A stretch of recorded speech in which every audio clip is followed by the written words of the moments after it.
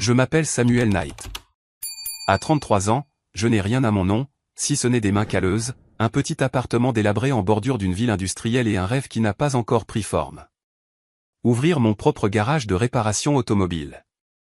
Chaque jour, je me réveille à 5 heures du matin au son strident de mon réveil. Je me traîne hors d'un vieux lit qui grince et j'entame une longue journée remplie de l'odeur d'huile de moteur et du cliquetis du métal. Je travaille au garage au Mali, un grand atelier de réparation automobile en périphérie de la ville. Le propriétaire, Monsieur Ali, est un homme respectable, mais avare.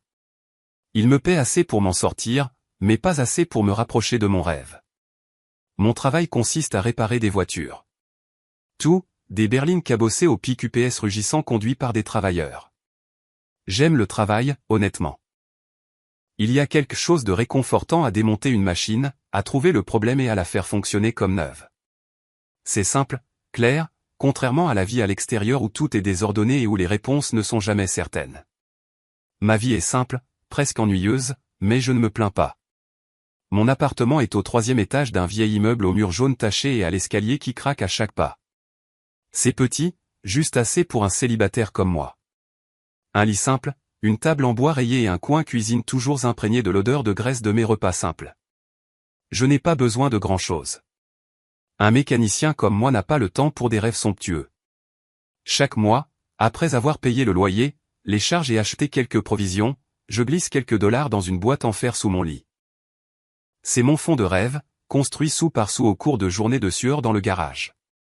Je ne suis pas très doué pour socialiser. Les gars de l'atelier se moquent de moi, me traitant de « muet comme une carpe », mais je l'ignore avec un sourire. Je n'ai pas besoin d'une foule d'amis, pas besoin de fête ou de beuverie le week-end. Après le travail, je rentre chez moi, j'ouvre une bière fraîche, je m'assois près de la fenêtre donnant sur la rue bruyante et je pense à mon propre garage. Je l'imagine avec une petite salle d'attente pour les clients, avec des fauteuils en cuir et un ventilateur de plafond tournant au-dessus. Peut-être que j'accrocherai une enseigne en bois avec mon nom gravé dessus, et chaque matin, j'ouvrirai les portes du garage, regardant la lumière du soleil se déverser sur les voitures en attente de réparation. Ce rêve, bien que lointain, est ce qui me fait avancer chaque jour. Mais la vie, comme nous le savons tous, n'est jamais simple. J'ai un frère cadet, Oliver, de 4 ans mon cadet. C'est une histoire complètement différente. Si je suis silencieux et travailleur, Oliver vit comme si demain n'existait pas enfant, il était le fauteur de troubles, cherchant toujours l'attention. De l'école buissonnière aux bagarres dans la cour de récréation. J'étais le contraire, le bon élève, faisant assidûment mes devoirs et aidant maman à nettoyer la maison, bien qu'elle ne m'ait jamais félicité pour cela. En grandissant, Oliver a pris un chemin différent. Il est devenu agent immobilier, un travail qui semble glamour, mais qui est tout sauf stable. Oliver a un don pour la parole, une langue bien pendue qui pourrait convaincre n'importe qui d'acheter une maison délabrée à un prix exorbitant. Mais il manque de discipline. Tout l'argent qu'il gagne, il le dépense aussi vite en fêtes, en vêtements chers et en voyages somptueux dont je n'ai jamais compris le but. J'ai essayé de lui conseiller d'économiser, mais Oliver riait, me tapait sur l'épaule et disait « Sam, pourquoi t'inquiéter ? La vie est courte. Il faut en profiter. » Puis Oliver s'est marié. Elle s'appelait Abigail, une danseuse dans un bar. Je ne l'ai rencontrée qu'une seule fois, à leur mariage. Abigail était belle, avec des cheveux dorés et un sourire radieux, mais ses yeux trahissaient une agitation, comme si elle fuyait quelque chose. Je ne l'ai pas jugée, mais je savais que leur mariage ne serait pas facile. Oliver et Abigail vivaient comme deux tempêtes qui s'entrechoquent, bruyantes, chaotiques et peu disposées à céder. Ils se disputaient constamment, et très vite, j'ai entendu dire qu'Abigail s'était empêtrée dans l'alcool, la drogue et le jeu. Oliver n'était pas beaucoup mieux. Il a commencé à emprunter de l'argent, contractant des dettes que je savais qu'il ne rembourserait jamais. J'ai essayé de garder mes distances. Je ne voulais pas être entraîné dans le désordre d'Oliver. Mais il y a 3 ans, tout s'est effondré. Abigail est morte subitement. Un accident de voiture, ont-ils dit, mais j'ai entendu des rumeurs selon lesquelles c'était lié à la drogue. Elle a laissé derrière elle 2 jeunes enfants. Harry, un garçon de 4 ans aux grands yeux curieux, et Summer, une fillette d'1 an, minuscule comme un chaton. Je ne les avais rencontrés qu'aux funérailles d'Abigail. Ce jour-là, Harry se tenait silencieusement, serrant la main d'Oliver, tandis que Summer était dans les bras d'un parent éloigné, pleurant inconsolablement. Je pensais qu'Oliver changerait après la mort de sa femme. J'espérais qu'il se ressaisirait, qu'il deviendrait un bon père pour ses 2 enfants. Mais je me suis trompé. Oliver a sombré plus que jamais. Il buvait comme s'il essayait de noyer le monde, et ses dettes s'accumulaient comme une montagne. J'ai appelé, envoyé des SMS, essayé de le sortir de l'abîme, mais Oliver a juste craqué. Laisse-moi tranquille, samedi. Je peux gérer ça. Je savais qu'il ne le pouvait pas, mais je ne pouvais pas faire grand-chose. J'avais ma propre vie, mes propres rêves, et je ne pouvais pas porter le poids du monde sur mes épaules. Nos parents, qui auraient dû être notre soutien, ne se sont jamais souciés de nous. Ils vivent dans une petite ville à quelques heures de la ville. Mais la distance entre nous n'est pas seulement géographique. C'est le genre de personnes qui ne pensent qu'à elles-mêmes. Quand j'étais enfant, ils prenaient rarement de mes nouvelles. Ils sont rarement venus à mes matchs de football ou ne m'ont pas vu obtenir mon diplôme. Ils étaient encore plus froids avec Oliver. Quand Abigail est morte, j'ai appelé maman, espérant qu'elle viendrait aider Oliver avec les enfants. Mais elle a juste soupiré au téléphone. Tu sais que je suis occupé, samedi Oliver a fait son propre gâchis. Qu'il le nettoie. Papa a été plus direct. Ne me mêle pas des problèmes de ce garçon. Je n'étais pas surpris, mais ça faisait quand même mal. J'avais un jour espéré que notre famille serait différente, comme dans les films, où les gens s'embrassent, partagent les fardeaux et traversent les moments difficiles ensemble. Mais ma famille n'était pas comme ça. Nous n'étions que des gens qui vivaient sous le même toit, puis qui suivaient des chemins séparés, sans jamais se retourner. Les jours qui ont suivi les funérailles d'Abigail, Oliver était comme une ombre erratique. Certaines nuits, il m'appelait à minuit, la voix étranglée par les larmes, divaguant sur Abigail et les jours heureux qu'ils avaient partagés. Mais quelques heures plus tard, j'apprenais qu'il était ivre dans un bar, se disputant avec des créanciers, ou pire, disparaissant pendant une semaine sans laisser de traces. J'ai essayé de le contacter pour le sortir de l'abîme, mais chaque fois que j'appelais, il ne répondait pas ou répondait par des refus secs. Sam, laisse-moi tranquille. Je vais bien. Je savais qu'il fuyait, non seulement ses créanciers, mais aussi ses responsabilités envers ses 2 enfants. Je voulais l'aider, mais je ne savais pas par où commencer.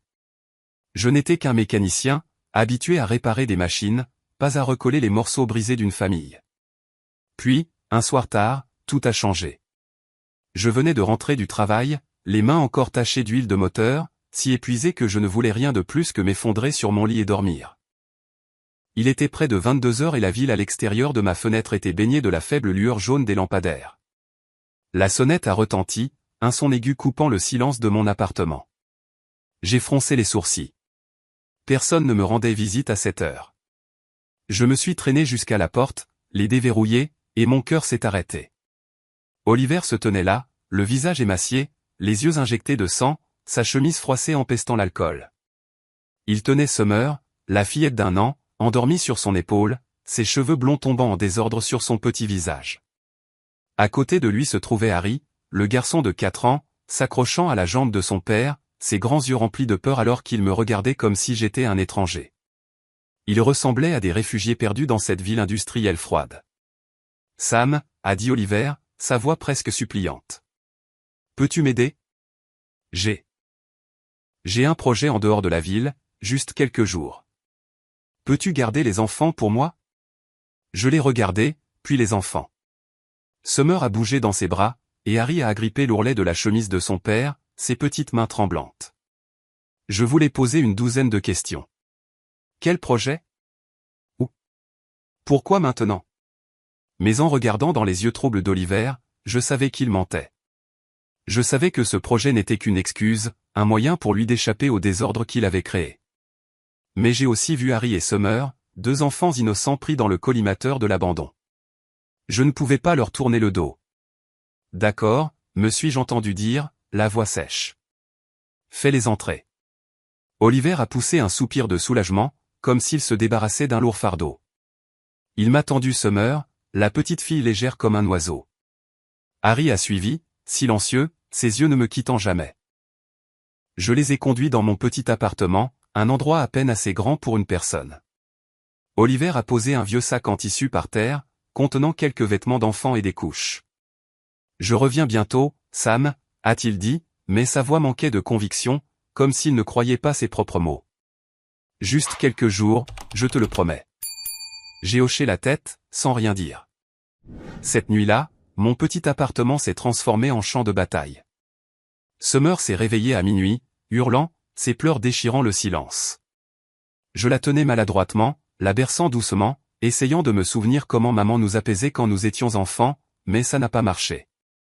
Harry était recroquevillé sur le canapé, serrant un vieil ours en peluche, les yeux écarquillés en me regardant. « Tonton, où va mon papa ?» a-t-il demandé, sa voix minuscule, presque perdue. Je ne savais pas quoi répondre. J'ai juste murmuré, « Va dormir, Harry. Ton papa reviendra bientôt. Tout ira bien. » Mais je ne croyais pas mes propres mots. J'ai préparé du lait en poudre pour Summer, mes mains tremblant alors que je renversais de la poudre sur la table. J'ai nettoyé le sol, changé les couches et essayé de la rendormir. Mon esprit était en proie aux questions. Que allais-je faire de ces enfants? Que savais-je de la garde d'enfants? Et surtout, Oliver reviendrait-il? Les jours qui ont suivi ont été un tourbillon de chaos. Chaque matin, je me réveillais plus tôt que d'habitude, essayant de préparer le petit déjeuner pour Harry. Des sandwichs au beurre de cacahuètes, la seule chose que je savais faire, et je préparais du lait en poudre pour Summer. Je déposais Harry à la garderie voisine, payant un supplément pour qu'il prenne un enfant non inscrit. Summer allait dans une autre garderie où l'enseignante m'a jeté un regard apitoyé en voyant mes mains tachées d'huile. Ensuite, je me précipitais au garage, travaillant comme une machine, essayant de ne pas penser aux 2 enfants qui m'attendaient à la maison. J'ai appelé Oliver tous les jours, mais son téléphone était toujours hors service. J'ai envoyé des SMS, laissé des messages vocaux, j'ai même essayé de le joindre sur les réseaux sociaux, mais je n'ai obtenu aucune réponse. Une semaine a passé, puis 2. Je n'arrêtais pas de jeter un coup d'œil à la porte, espérant contre tout espoir l'impossible. Que Oliver entrerait, me mettrait une main sur l'épaule et dirait « Je suis de retour. Merci pour tout ce que tu as fait pour les enfants. » Mais il n'y avait rien d'autre que le sifflement du vent à travers ma vieille fenêtre. La 3e semaine, j'ai commencé à comprendre. Oliver ne reviendrait pas. Sa promesse de « quelques jours » n'était qu'une excuse pour s'enfuir, me laissant ses 2 enfants, un fardeau que je n'étais jamais préparé à porter. Mon petit appartement, autrefois un havre de paix, était maintenant rempli de pleurs, de rires et de soucis sans nom. J'ai pensé à mon rêve d'ouvrir un garage, à l'argent économisé dans la boîte en fer sous mon lit. J'ai pensé aux jours de liberté où je n'avais qu'à m'inquiéter de moi-même. Et puis j'ai regardé les enfants, leurs visages innocents dépendant de moi, même si je n'étais pas sûr d'en avoir la force. Mon cœur était lourd, mais une chaleur s'y glissait aussi. Je n'avais pas choisi cette voie, mais elle m'avait choisi. Et à ce moment-là, j'ai su que je ne pouvais pas tourner le dos. Les jours passèrent et je vivais avec un faible espoir qu'Oliver reviendrait. Chaque matin, lorsque la sonnette retentissait, généralement le facteur ou un voisin empruntant quelque chose, mon cœur s'emballait, pensant que ce pourrait être mon frère, entrant avec un sourire penaud et des excuses. Chaque fois que mon téléphone vibrait, je le saisissais, espérant entendre la voix d'Oliver, disant qu'il avait terminé son projet et qu'il était prêt à reprendre ses enfants. Mais il n'y avait rien.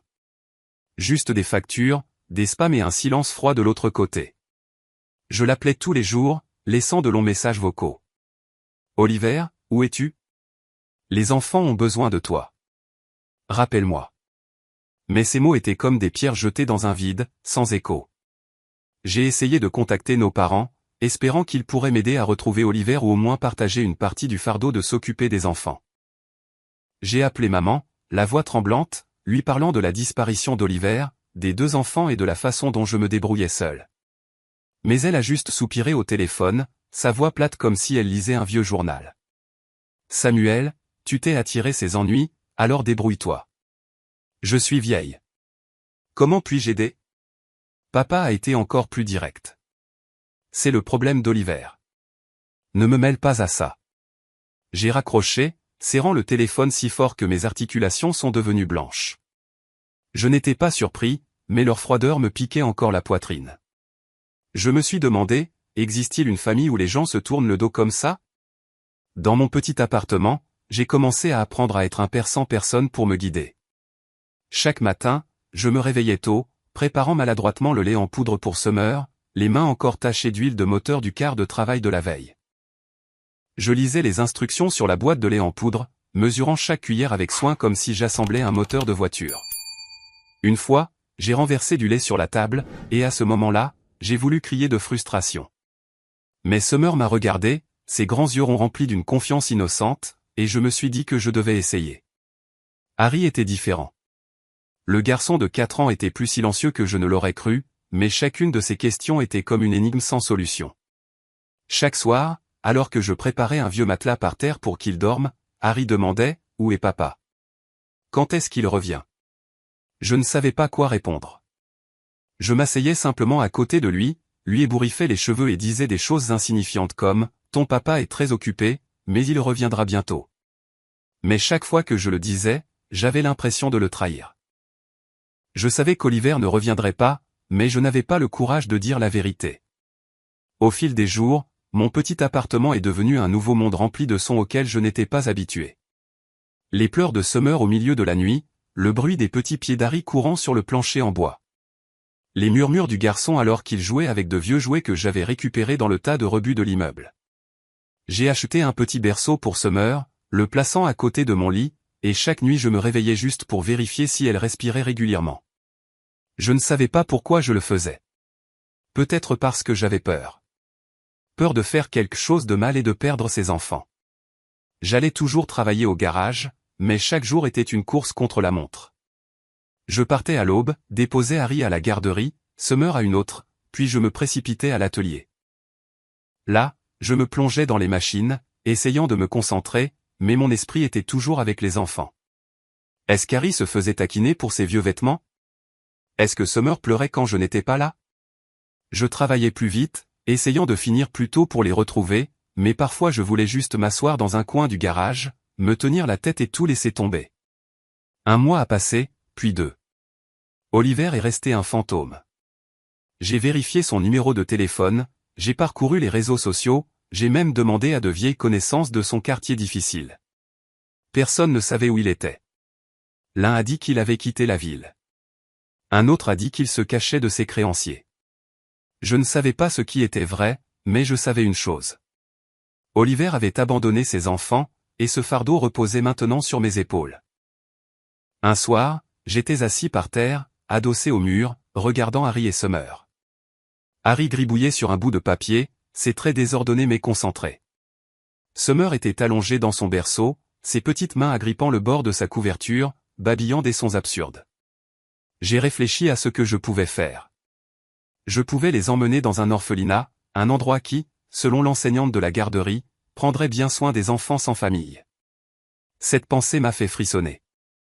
J'ai imaginé Harry et Summer dans une pièce étrange, parmi d'autres enfants, sans que personne ne sache ce qu'ils aimaient, ce dont ils avaient peur ou ce dont ils rêvaient.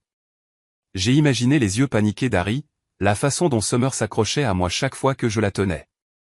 Je ne pouvais pas le faire. Je ne pouvais pas les abandonner. Je ne pouvais pas les laisser se sentir de nouveau abandonnés.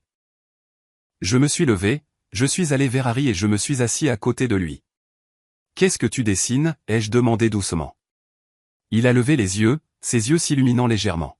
« Une voiture » a-t-il dit en montrant le contour gribouillé d'un véhicule.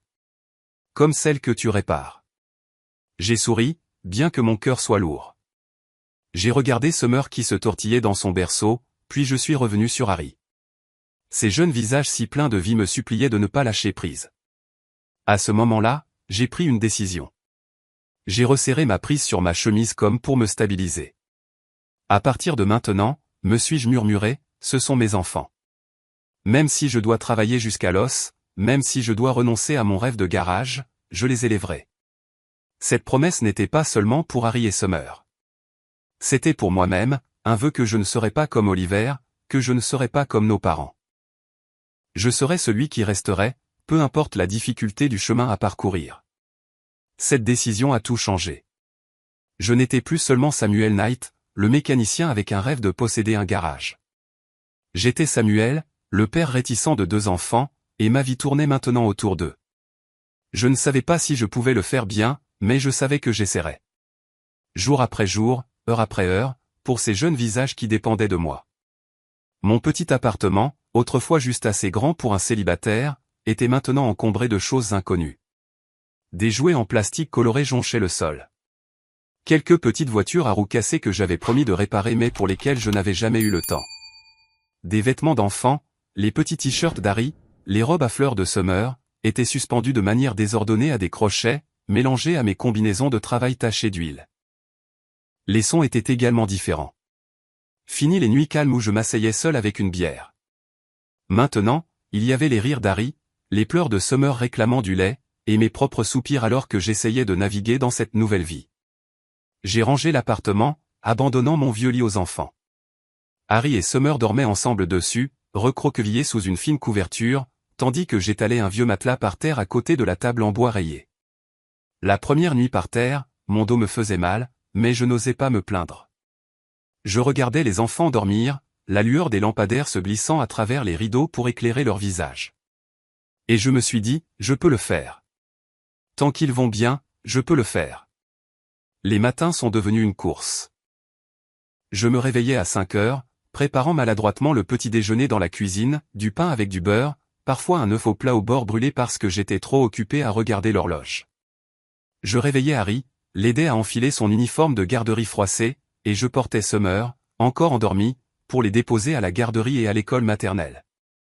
Les rues du petit matin étaient froides, le brouillard s'accrochant à ma veste. Mais le regard curieux d'Harry sur les voitures qui passaient, ou la façon dont Summer agrippait mon doigt, me faisait oublier le froid. Mon salaire de mécanicien, autrefois suffisant pour une vie de célibataire frugal, me semblait maintenant étouffant et inadéquat. Les frais de garderie, le lait en poudre, les nouveaux vêtements pour les enfants. Tout était comme un puissant fond avalant chaque dollar que je gagnais.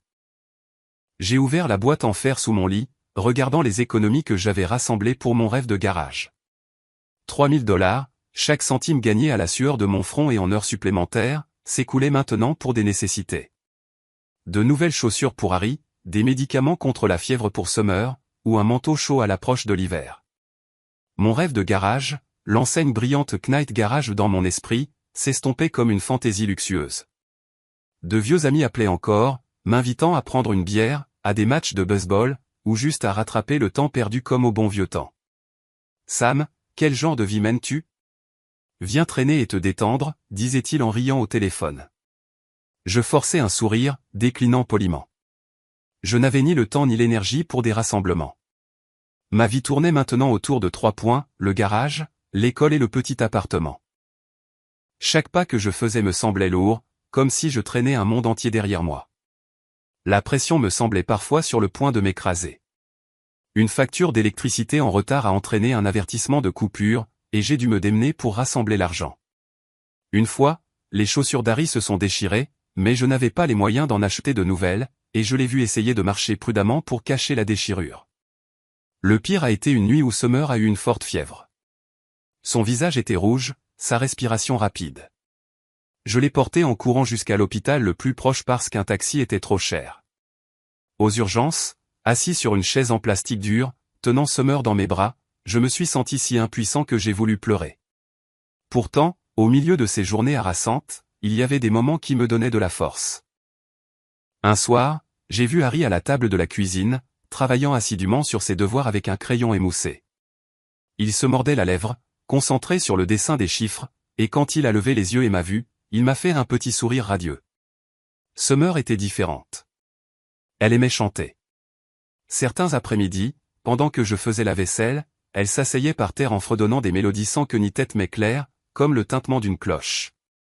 Sa voix, bien que jeune, semblait laver ma fatigue. Je les ai regardés et j'ai su que je ne pouvais pas abandonner. Je me suis lentement adapté à mon nouveau rôle. Je n'étais plus le célibataire vivant pour ses propres rêves. J'étais un père, maladroit mais déterminé, faisant tranquillement tout pour donner un foyer à 2 enfants. Puis, un soir, tout a basculé. J'étais assis par terre à bricoler l'une des petites voitures cassées d'Harry. Mes mains, encore rugueuses d'huile de moteur, serraient soigneusement une minuscule vis. Harry était assis à côté de moi, regardant, puis il a soudainement dit « Merci, papa ». Je me suis figé, ma main s'arrêtant en plein vol. Le mot « papa » a retenti doucement, mais a frappé mon cœur comme un coup de foudre. J'ai regardé Harry, voyant ses yeux, non plus le regard paniqué du premier jour, mais un regard de confiance, comme si j'étais devenu son monde entier. Je voulais le corriger, lui dire que je n'étais que son oncle, pas son père. Mais j'ai alors vu son sourire timide et je n'ai pas pu m'y résoudre. Les larmes me sont montées aux yeux, mais j'ai souri en hochant la tête. De rien, mon grand, ai-je dit, la voix rauque. À partir de ce jour, Harry et Summer ont commencé à m'appeler papa. Au début, je me sentais mal à l'aise, mais chaque fois qu'ils le disaient, je sentais l'amour et la confiance dans ces mots. Je les ai laissés m'appeler ainsi parce que je savais que pour eux, j'étais vraiment devenu leur père. Les soirées dans le vieil appartement sont devenues de chaleureux souvenirs. Nous nous réunissions autour de la table de la cuisine pour des dîners simples. Des sandwichs aux pâtes, parfois une assiette de frites que je préparais pour leur remonter le moral. Nous allumions la télévision pour regarder de vieux dessins animés, riant aux éclats lorsque le personnage principal faisait une chute. La voix claire de Summer résonnait souvent, et j'écoutais, le cœur plus léger. Peu importe à quel point j'étais épuisé, peu importe le nombre de jours où je pensais m'effondrer, les yeux innocents d'Harry et le sourire insouciant de Summer sont devenus ma bouée de sauvetage. J'ai réalisé qu'au milieu des difficultés, une nouvelle famille s'était formée. Elle n'était pas née du sang, mais des jours difficiles, des sacrifices et de la victoire sur les épreuves ensemble. Ce petit appartement délabré, bien qu'exigu, était devenu un foyer. Le mien, celui d'Harry et de Summer. Le temps passa en un clin d'œil. Harry avait maintenant 12 ans, un adolescent dégingandé, calme et intelligent. Il me ressemblait par sa nature réservée. Dans la manière patiente dont il affrontait les défis, comme s'il avait appris en me regardant lutter au cours de ses premières années. Summer, la petite fille que je tenais autrefois dans mes bras, avait maintenant 9 ans. Avec des cheveux blonds chatoyants et des yeux brillants comme la lumière du soleil, elle était un tourbillon, apportant toujours de la vie à notre petit appartement. Et son don le plus spécial était sa voix, comme si elle était née pour chanter des mélodies douces et émouvantes. Au début, je pensais que Summer chantait juste pour le plaisir. Chaque après-midi, pendant que je faisais la vaisselle dans le coin de la cuisine, elle s'asseyait près de la fenêtre en fredonnant des chansons improvisées, sa voix claire se mêlant au bruit de la circulation à l'extérieur. Certains jours, elle chantait en m'aidant à plier le linge, et je souriais simplement, pensant que c'était un caprice d'enfant. Mais ensuite, un spectacle scolaire a tout changé. Summer, dans une simple robe verte que j'avais achetée dans un magasin discount, est montée sur la petite scène de l'auditorium. Quand elle a commencé à chanter, la salle est devenue silencieuse. Sa voix s'est élevée comme un ruisseau coulant sur des rochers, à la fois puissante et douce. J'étais assis au dernier rang, agrippant le bord de ma chaise, le cœur battant. Quand la chanson s'est terminée, la salle a éclaté en applaudissements et mes yeux m'ont piqué de larmes. Non pas parce que je connaissais la musique, mais parce que j'ai vu l'étincelle dans les yeux de Summer alors qu'elle me regardait comme pour dire « Papa, je l'ai fait ». Le professeur de musique de Summer, Madame Harris, s'est approché de moi après la représentation. « Samuel, dit-elle, la voix débordante d'enthousiasme. Summer a un talent rare. Elle a besoin d'une formation vocale appropriée. Je connais un excellent programme en ville. » J'ai hoché la tête, la remerciant, mais mon cœur s'est serré. Des cours de chant. C'était un monde qui m'était étranger et, plus important encore, un coup que je n'étais pas sûr de pouvoir me permettre. Mais ce soir-là, quand Summer a couru pour me serrer dans ses bras, parlant de ce que ça faisait d'être sur scène et de son désir de chanter pour toujours, j'ai regardé dans ses yeux impatients et j'ai su que je ne pouvais pas dire non. J'avais économisé et épargné pendant des années pour élever ses enfants. Et maintenant, je le ferai à nouveau pour le rêve de Summer. Chaque semaine, après de longues journées au garage, j'emmenais Summer à ses cours de chant. Je restais dehors, regardant par la petite fenêtre, la voyant se tenir parmi d'autres enfants, pratiquant des notes aiguës sous la direction de l'enseignante. Certains jours, j'étais si épuisé que je voulais dormir sur place dans la chaise d'attente. Mais quand Summer sortait en courant, rayonnante et parlant d'une nouvelle chanson, ma fatigue fondait. La nuit, notre petit appartement résonnait de ses chants. Elle s'entraînait devant le miroir, sa voix résonnant comme par magie, transformant notre espace exigu et stressant en un lieu d'espoir. Puis une véritable opportunité s'est présentée. Un concours de chant pour enfants était organisé en ville, et Madame Harris m'a convaincu de laisser Summer y participer. J'étais nerveux, non pas parce que je doutais de son talent, mais parce que je craignais que les projecteurs ne la submergent. Mais quand elle s'est tenue sur scène dans une simple robe blanche, sa voix était comme un rayon de lumière. Elle a chanté une chanson sur une petite maison au bord de la rivière et le public s'est tu, puis a éclaté en applaudissements quand elle a eu fini. Summer a remporté la première place et moi, debout dans le coin de l'auditorium, j'ai serré Harry fort dans mes bras, le cœur gonflé de fierté. À partir de là, les choses ont bougé rapidement. Le journal local a écrit sur le « Petit ange à la voix d'or ». Une chaîne de télévision a invité Summer à se produire dans une émission pour enfants. Les gens en ville ont commencé à la reconnaître, souriant en nous croisant. Summer était toujours ma petite fille, mais je savais qu'elle entrait dans un monde plus grand. Un monde que moi, un mécanicien, je ne comprenais pas entièrement. Un jour, un homme en costume élégant est apparu à la porte de notre appartement. Il s'est présenté comme un représentant d'une société de divertissement de la ville, disant qu'il voulait signer un contrat à long terme avec Summer. Elle a le potentiel d'être une star, a-t-il dit en me tendant une épaisse pile de documents. Nous la mettrons sur de grandes scènes, produirons des albums, même des performances internationales. Je tenais les papiers, l'esprit tourbillonnant. Je n'étais qu'un mécanicien, n'imaginant jamais des choses comme des contrats ou la célébrité. J'ai regardé Summer, voyant ses yeux s'illuminer chaque fois qu'elle parlait de musique, de son rêve de chanter pour le monde. J'ai pensé aux journées harassantes, aux nuits où je travaillais jusqu'à l'épuisement pour élever ses enfants. Si c'était le chemin de son bonheur, je me suis dit que je devais la soutenir. J'ai accepté de signer le contrat avec la société de divertissement. Par la suite, j'ai contacté un avocat, un vieil ami de Monsieur Ali, pour examiner les termes. Il m'a conseillé d'ouvrir un compte Cougan où 15% des revenus de Summer seraient bloqués jusqu'à ses 18 ans. Intouchable par quiconque, même ses parents biologiques. Pour protéger son avenir. J'ai hoché la tête et j'ai immédiatement ouvert le compte, m'assurant que si Oliver revenait un jour, il ne pourrait pas réclamer ses gains. Les premières performances de Summer ont rapporté des revenus inattendus, cachets, dont du public et une bourse d'études artistiques. C'était comme un rêve. J'ai utilisé une petite partie pour améliorer nos vies. Un nouveau lit pour Harry et Summer. Une réparation pour le vieux poêle à gaz et une nouvelle paire de chaussures pour Harry pour qu'il n'ait pas honte à l'école. Le reste, je l'ai économisé, en pensant à l'avenir des enfants. Notre petit appartement résonnait maintenant de musique, de rire et de nouveaux rêves. Pour la première fois depuis des années, j'ai ressenti de l'espoir. Non pas pour mon rêve de garage, mais pour un avenir brillant pour Harry et Summer. Harry, maintenant adolescent, restait silencieux, mais se tenait toujours aux côtés de sa sœur. Il était fier de Summer, même si parfois je le surprenais à la regarder sur scène avec une pointe d'inquiétude. Je comprenais ce sentiment. J'étais fier de l'éclat de Summer, mais au fond de moi, j'avais peur.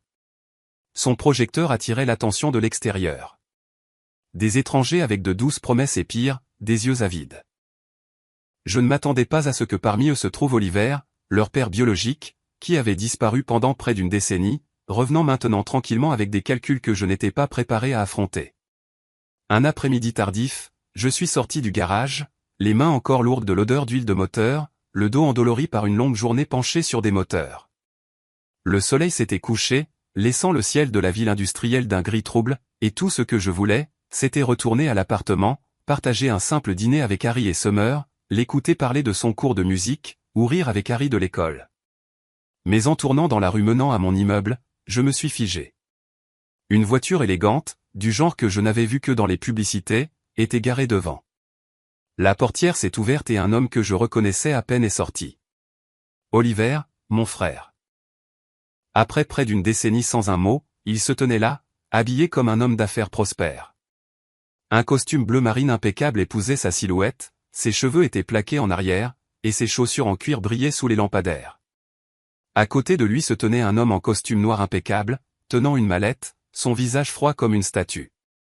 Je suis resté figé, l'esprit tourbillonnant. Oliver, l'homme qui avait abandonné ses enfants, que j'avais appelé, à qui j'avais envoyé des SMS et que j'avais cherché sans une seule réponse, se tenait maintenant devant moi comme s'il n'avait jamais disparu. Sam, a dit Oliver, sa voix douce mais tendue. Il s'est avancé, affichant un sourire que je savais faux. Frère, merci d'avoir pris soin des enfants pendant tout ce temps. Je suis de retour maintenant. Je veux les ramener à la maison. Ces mots m'ont frappé comme un couteau à la poitrine.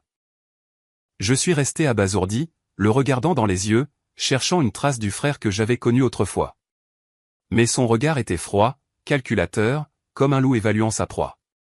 J'ai jeté un coup d'œil à Harry et Summer, que je venais de récupérer de l'école, maintenant debout tout près.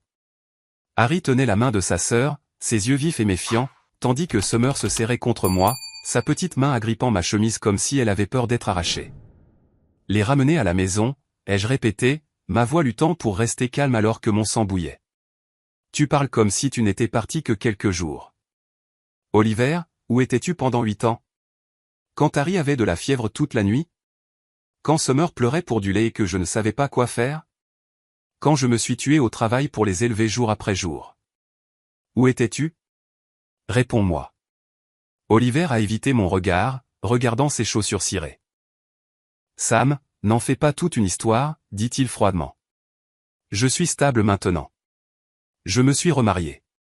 Ma nouvelle femme peut s'occuper des enfants, surtout de Summer.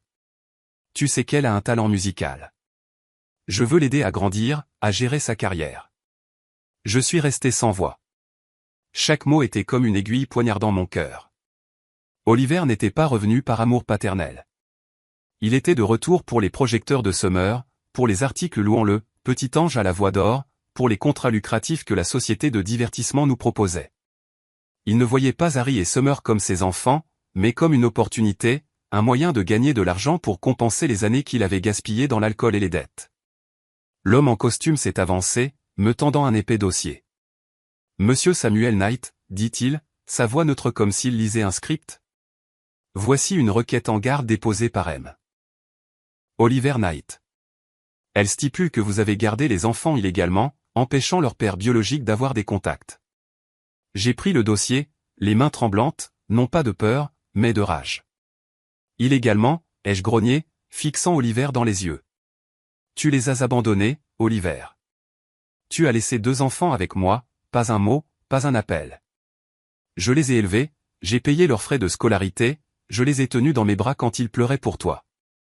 Et maintenant, tu oses dire que je les garde illégalement. Oliver n'a pas répondu. Il se tenait là, les yeux détournés, les mains dans les poches comme pour cacher son malaise. L'avocat est intervenu, sa voix toujours froide. Monsieur Knight, nous ne faisons que suivre la loi. Monsieur Oliver est leur père biologique, et il a des droits. Des droits, les yeux coupés, ma voix plus forte que je ne l'aurais voulu. Quel droit a-t-il quand il n'a jamais rempli les responsabilités d'un père? Que sait-il d'Harry, de Summer? Sait-il ce qu'ils aiment, ce dont ils ont peur, ce dont ils rêvent? L'air à l'extérieur de l'immeuble est devenu tendu comme une corde sur le point de se rompre. Harry, debout à côté de moi, s'est soudainement avancé, petit mais résolu, protégeant Summer comme un protecteur. Je ne vais pas avec lui, dit-il, la voix tremblante mais ferme. Je reste avec papa. Summer, les yeux remplis de larmes, s'est rapproché de moi, sa petite main agrippant plus fort. Je ne veux pas y aller, a-t-elle chuchoté, la voix brisée. Je veux rester avec papa. Entendre les enfants m'appeler papa m'a serré la poitrine. J'ai agrippé leurs épaules, les rapprochant de moi comme pour les protéger du monde. Oliver a regardé, le sourire forcé s'effaçant de son visage. Sam, dit-il, sa voix baissant, presque suppliante. Ne rends pas les choses difficiles. Ce sont mes enfants. Tu n'es que leur oncle. Seulement leur oncle, ai-je répété, ma voix tremblant de colère et de douleur. Je suis avec eux depuis 8 ans. Je suis resté éveillé la nuit quand ils étaient malades, je les ai emmenés à l'école, j'ai essuyé leurs larmes quand tu leur manquais. Et toi? Tu n'es qu'un nom sur leurs actes de naissance. L'avocat s'est raclé la gorge, essayant de reprendre le contrôle. Monsieur Samuel, nous pouvons résoudre cela au tribunal, mais je vous conseille de coopérer. Monsieur Oliver a des droits légaux. Arrêtez. J'ai interrompu, fixant Oliver. Tu veux traîner ces enfants au tribunal? Tu veux les faire choisir entre toi et moi après tout ce que tu as fait? Oliver n'a pas répondu. Il a regardé Harry et Summer, mais ses yeux ne contenaient aucun amour, seulement du calcul. Je savais qu'il n'était pas revenu pour être un père. Il est venu pour la voix de Summer, pour l'argent que son talent rapportait.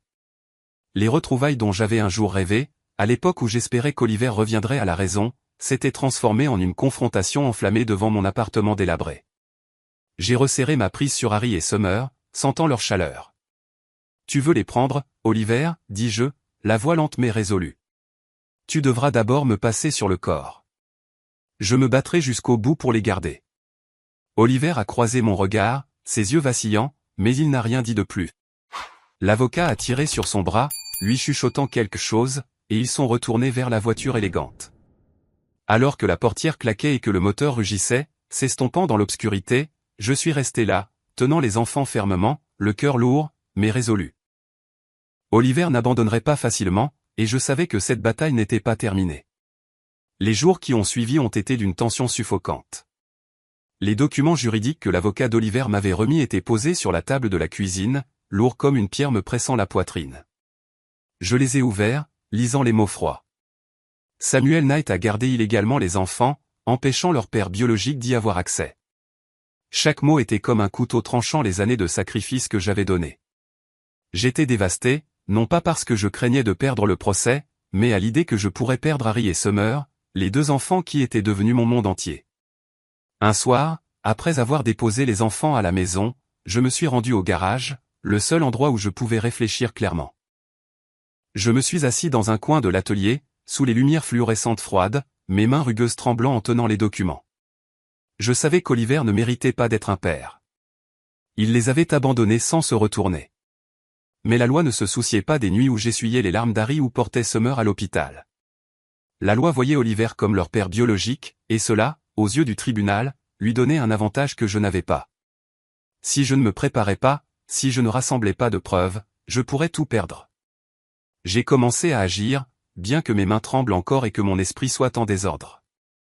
J'ai fouillé dans mon vieux téléphone, trouvant des messages datant d'il y a 8 ans, lorsque j'avais essayé de contacter Oliver après qu'il ait laissé les enfants. Mes textos désespérés étaient toujours là, sans réponse. Oliver, où es-tu? Rappelle-moi, s'il te plaît. Harry te réclame. J'ai sauvegardé chaque message, chaque email, chaque preuve montrant qu'il avait disparu de la vie de ses enfants. J'ai frappé à la porte de Monsieur Henry, le veuf du dessous, qui était toujours assis près de sa fenêtre à regarder la rue. Il savait tout ce qui se passait dans le quartier. Quand je lui ai parlé d'Oliver, il a hoché la tête, les yeux se plissant. Je n'ai jamais revu ce type, Samuel, a-t-il dit, la voix rauque. Tu es le seul que j'ai vu aller chercher et déposer ses enfants jour après jour. Si tu as besoin de moi, je témoignerai pour toi. Ces paroles étaient comme un rayon de lumière dans une tempête, et je les remerciais, bien que mon cœur soit resté lourd. Je suis allé à l'ancienne école maternelle d'Harry et Summer, rencontrant leur enseignante. Madame Miller, la propriétaire de la garderie, m'a regardé avec sympathie. Samuel, vous êtes le seul à avoir déposé Summer, payé ses frais, assisté aux réunions de parents, a-t-elle dit, acceptant d'écrire une lettre de confirmation. Les enseignants actuels des enfants ont fait de même, racontant comment j'arrivais en retard aux réunions de parents à cause d'heures supplémentaires, mais que j'étais toujours là, écoutant toujours chaque mot sur Harry. Ces lettres, bien que de simples morceaux de papier, étaient pour moi comme des briques construisant une fondation d'espoir. Mais malgré les preuves, une peur me rongeait. Harry et Summer voulaient-ils vraiment rester avec moi? Au fond de moi, j'avais peur qu'ils gardent encore un petit coin de leur cœur pour Oliver. Je craignais que malgré tout l'amour que je leur avais donné, ils puissent choisir de partir. Cette pensée me tenait éveillé la nuit, allongé sur mon vieux matelas, fixant le plafond taché, me demandant si je pouvais faire face à leurs réponses. Un soir, alors que nous étions tous les trois assis autour de la table de la cuisine, mangeant un simple dîner de pâtes à la sauce tomate, j'ai décidé que je devais demander. Je ne pouvais plus vivre dans cette peur. J'ai posé mon assiette, j'ai pris une profonde inspiration et j'ai regardé Harry et Summer. Harry, Summer, ai-je commencé, la voix tremblante. Nous devons parler. Harry a levé les yeux, ses yeux calmes, mais méfiants. Summer a arrêté de mâcher, me regardant avec curiosité. La pièce était silencieuse, à l'exception du tic-tac de l'horloge murale. L'homme de l'autre jour? C'est votre vrai père, ai-je dit, essayant de garder ma voix stable. Il veut que vous alliez vivre avec lui. Je ne sais pas, voulez-vous y aller? Je respecterai votre décision. L'air semblait se figer. Mon cœur battait la chamade comme si le monde entier attendait leur réponse. Harry m'a regardé, les yeux vifs. Plus ceux du garçon de 4 ans qui demandait « Où est papa, tonton ?» Il a posé sa fourchette, sa voix lente mais résolue. Je ne veux aller nulle part. Je veux rester ici. Cet homme n'est pas mon père. Je ne veux pas vivre avec lui. Ces paroles étaient comme une brise chaude faisant fondre le froid dans mon cœur. Je me suis tourné vers Summer, voyant ses yeux se remplir de larmes. Elle a repoussé sa chaise, a couru vers moi et a enroulé ses petits bras autour de moi très fort.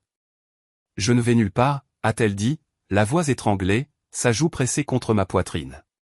Papa est mon papa. Depuis le début, il n'y a que papa. Je ne veux pas te quitter. J'étais sans voix, la gorge serrée. J'ai enroulé mes bras autour d'Harry et de Summer, les serrant contre moi, sentant la chaleur de leur petit corps. Des larmes ont coulé sur mes joues, mais je ne les ai pas essuyées. Je n'en avais pas besoin. À ce moment-là, je savais que l'amour que nous avions construit à travers les journées harassantes, les repas simples, les moments où je leur tenais la main dans l'épreuve était plus fort que le sang. Oliver était peut-être leur père biologique, mais j'étais leur vrai père. Je les ai tenus fermement, chuchotant, « Papa vous promet. Quoi qu'il arrive, je me battrai jusqu'au bout pour vous garder. » Cette promesse n'était pas seulement un engagement envers Harry et Summer. C'était un vœu envers moi-même. Je ne laisserai pas Oliver ou qui que ce soit d'autre m'enlever la famille que j'avais mise tout mon cœur à construire. Quelques semaines plus tard, je me trouvais au tribunal de la famille, au cœur de la ville industrielle. Mon cœur battait la chamade dans ma poitrine. Je portais mon vieux costume, le seul que je possédais, ses épaules usées et légèrement serrées, mais je me tenais droit, tenant les mains d'Harry et de Summer. Harry avait l'air sérieux dans la chemise impeccable que j'avais repassée la veille au soir, tandis que Summer, dans une simple robe blanche, ses grands yeux ont regardé autour d'elle avec une pointe de nervosité. À côté de moi se trouvait Monsieur Carter, un avocat recommandé par Monsieur Ali. C'était un homme bon, à la voix chaude et stable. Et bien que je ne puisse pas me permettre beaucoup, il avait promis de faire de son mieux pour moi. La salle d'audience était froide, l'air épais de l'odeur de vieux bois et de paperasse. Nous nous sommes assis au premier rang, face à Oliver de l'autre côté de l'allée. Il était assis là, impeccablement vêtu d'un élégant costume noir, les cheveux plaqués en arrière comme une star de cinéma. À côté de lui se trouvait une jeune et belle femme aux cheveux bruns ondulés et aux lèvres rouges vifs. Elle lui tenait la main, regardant Harry et Summer, mais pas avec la chaleur d'une mère. Son regard était celui de quelqu'un qui voit un investissement, une chance de profiter de la voix de Summer. J'ai resserré ma prise sur la main d'Harry, essayant de réprimer la colère qui montait en moi. L'audience a commencé. L'avocat d'Oliver, un homme nommé Grayson, s'est levé, sa voix douce comme de l'huile. « Votre honneur » a-t-il commencé. Monsieur Oliver Knight est le père biologique d'Harry et de Summer Knight. Il a traversé des épreuves personnelles mais est maintenant stable, avec une nouvelle famille et les moyens d'offrir à ses enfants une vie meilleure. Pendant ce temps, Monsieur Samuel Knight a gardé les enfants sans tutelle légale, empêchant leur père biologique d'y avoir accès. Chaque mot était comme un coup de marteau. J'ai voulu me lever, crier qu'Oliver les avait abandonnés, qu'il ne s'en était pas soucié pendant 8 ans. Mais Monsieur Carter a posé une main sur mon épaule, chuchotant, « Reste calme, Samuel. Notre tour viendra. » J'ai hoché la tête, bien que mon sang bouillonne. Monsieur Carter s'est levé, sa voix calme mais vive. « Votre honneur, Monsieur Samuel Knight n'a pas seulement pris soin d'Harry et de Summer au cours des 8 dernières années, il a été leur véritable père. Il a tout sacrifié, son temps, son énergie, ses rêves personnels pour élever les enfants que leur père biologique, Monsieur Oliver Knight, a abandonnés sans explication. Nous avons des preuves prouvant que Monsieur Oliver n'a eu aucun contact ni n'a apporté de soutien pendant cette période. J'ai été appelé à la barre. Debout devant le juge, sous le regard de la salle d'audience, ma gorge était sèche. J'ai pris une profonde inspiration et j'ai commencé. Ma voix était rauque mais stable. Il y a 8 ans, mon frère Oliver a laissé Harry et Summer à ma porte, en disant qu'il serait parti quelques jours. Il n'est jamais revenu. Je les ai élevés, je les ai emmenés à l'école, j'ai payé leurs frais avec mon salaire de mécanicien. Je leur ai donné tout ce dont ils avaient besoin. Je ne suis pas leur père biologique, mais j'ai tout fait pour leur donner un foyer. J'ai regardé Harry et Summer, voyant leurs yeux fixés sur moi, et j'ai su que je devais continuer. Je ne suis pas parfait, mais je les aime. Ce sont mes enfants. La salle d'audience est tombée dans le silence. Je suis retourné à ma place, les mains tremblantes, mais le cœur plus léger. J'avais dit la vérité, et c'était tout ce que j'avais. Puis, quelque chose d'inattendu s'est produit. Summer a levé la main, demandant à parler. Le juge, un homme plus âgé, à l'expression sévère mais pas méchante, a hoché la tête. Summer s'est avancé, ses petites mains agrippant l'ourlet de sa robe, sa voix tremblante mais claire. Je ne veux aller nulle part. Je veux rester avec papa Samuel. Je chante parce que ça me rend heureuse. Parce que je veux rendre papa fier. Elle a regardé Oliver, les yeux remplis de larmes, mais résolue. Cet homme n'est pas mon papa. Papa Samuel est mon papa, celui qui a toujours été là depuis que je suis petite. La salle s'est tue comme si tout le monde retenait son souffle. J'ai senti des larmes chaudes me monter aux yeux, mais je les ai refoulées. Harry a demandé à parler ensuite. Il se tenait droit et stable pour son âge, la voix calme. Je ne me souviens de rien du père nommé Oliver. Je ne connais que papa Samuel, celui qui m'a élevé. Il m'a appris, m'a protégé. Je veux rester avec papa. Leurs paroles étaient comme un vent puissant balayant les arguments d'Oliver. J'ai vu Oliver bouger mal à l'aise sur son siège, les yeux vacillants. Soudain, il s'est levé en criant « Ce sont mes enfants. J'ai le droit de les élever. Samuel n'est qu'un mécanicien. Comment peut-il leur donner un bon avenir? J'ai de l'argent, des relations. Je peux emmener Summer au sommet. » Le juge a frappé son marteau, la voix sévère. Ordre. Il s'est tourné vers Oliver, son regard perçant. Monsieur Knight, où étiez-vous au cours des 8 dernières années? Avez-vous des preuves montrant que vous avez tenté de contacter ou de soutenir vos enfants? Oliver s'est tu, la sueur perlant sur son front. Il a balbutié, cherchant une réponse, mais n'avait rien d'autre que des évasions. Sa nouvelle femme, assise à côté de lui, a détourné le regard, comme pour se distancier de son échec. Monsieur Carter s'est levé, présentant les preuves que j'avais minutieusement rassemblées. Votre honneur, voici des relevés bancaires montrant que Monsieur Samuel Knight a couvert toutes les dépenses d'Harry et de Summer pendant 8 ans. Des frais de scolarité aux vêtements en passant par les médicaments. Voici des lettres de voisins et d'enseignants confirmant que Monsieur Oliver Knight n'est jamais apparu ni n'a contacté les enfants. Pendant ce temps, Monsieur Samuel a assisté à chaque réunion de parents, les a récupérés tous les jours et a construit un véritable foyer pour eux. La salle d'audience crépitait de tension. Tous les yeux se sont tournés vers le juge. Il a feuilleté les documents, les sourcils froncés, puis a levé les yeux, sa voix sévère mais claire. Le tribunal prendra une décision après avoir examiné l'intérêt supérieur des enfants. Cette audience est ajournée. J'ai tenu les mains d'Harry et de Summer en sortant de la salle d'audience, le cœur lourd, mais plus effrayé. Les paroles des enfants, les preuves que j'avais apportées et l'amour que nous avions construit étaient comme un feu me réchauffant à travers la tempête. Je ne savais pas quel serait le verdict, mais je savais que j'avais fait tout ce que je pouvais. Et quand Summer a levé les yeux, me souriant, et qu'Harry m'a serré la main, j'ai senti que j'avais déjà gagné, peu importe ce que le tribunal dirait. Les jours d'attente du verdict s'étirèrent comme un siècle. Je continuais d'emmener Harry et Summer à l'école, de travailler au garage et d'écouter Summer chanter dans notre petit appartement chaque soir. Mais chaque nuit, après que les enfants se soient endormis, je m'asseyais par terre, fixant les documents juridiques. Mon cœur était inquiet. Je ne pouvais pas imaginer la vie sans Harry et Summer. Ce n'étaient pas seulement des enfants que j'avais élevés. C'était ma famille.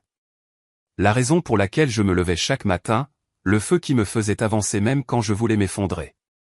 Puis le jour du verdict est arrivé.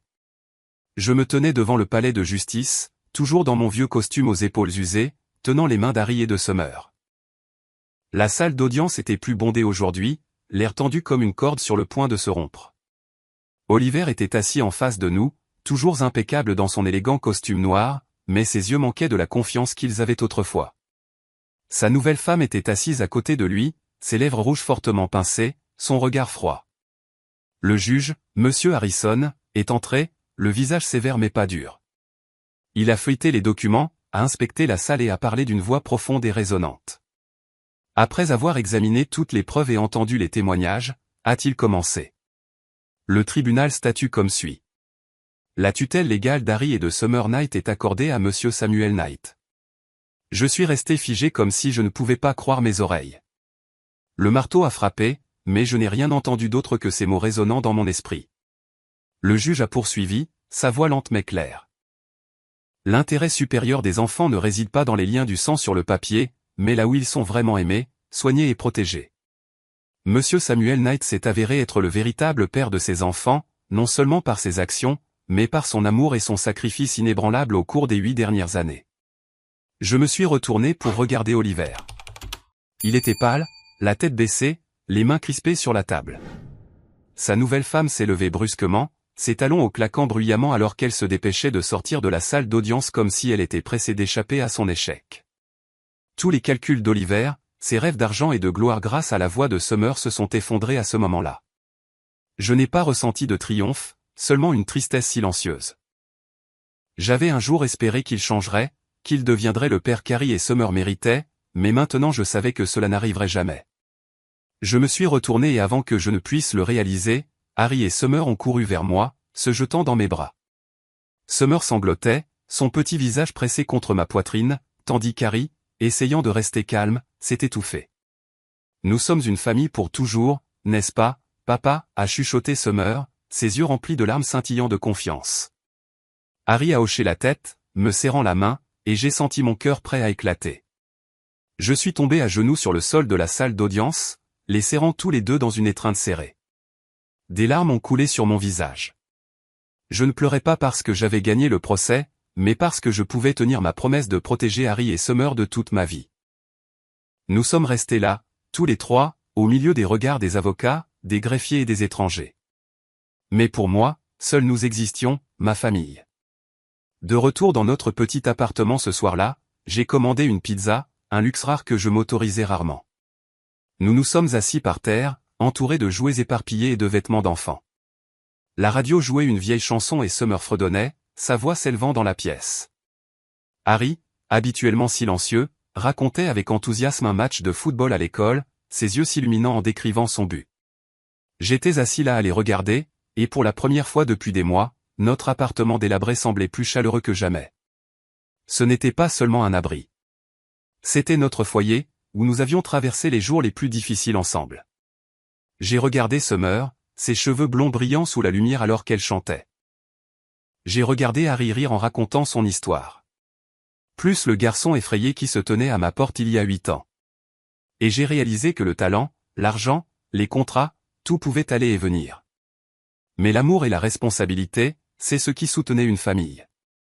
C'est ce qui nous faisait. Quand Summer a fini de chanter, elle a couru vers moi, jetant ses bras autour de moi. « Papa, je chanterai beaucoup pour te rendre fier, » a-t-elle dit, son sourire radieux. Je lui ai ébouriffé les cheveux en souriant. « Vous m'avez déjà rendu fier, » ai-je dit, la voix rauque. « Vous deux. » À ce moment-là, j'ai compris que la famille ne se résume pas au sang. Il s'agit de savoir qui est prêt à tout sacrifier pour vous. L'amour durable et la responsabilité triomphent de la cupidité et de l'abandon. Et un vrai père n'est pas forcément celui qui vous a mis au monde, mais celui qui reste, vous tient la main et vous accompagne à travers les tempêtes de la vie. C'est ce que j'avais fait, et je continuerai à le faire pour Harry, pour Summer et pour le petit foyer que nous appelions le nôtre.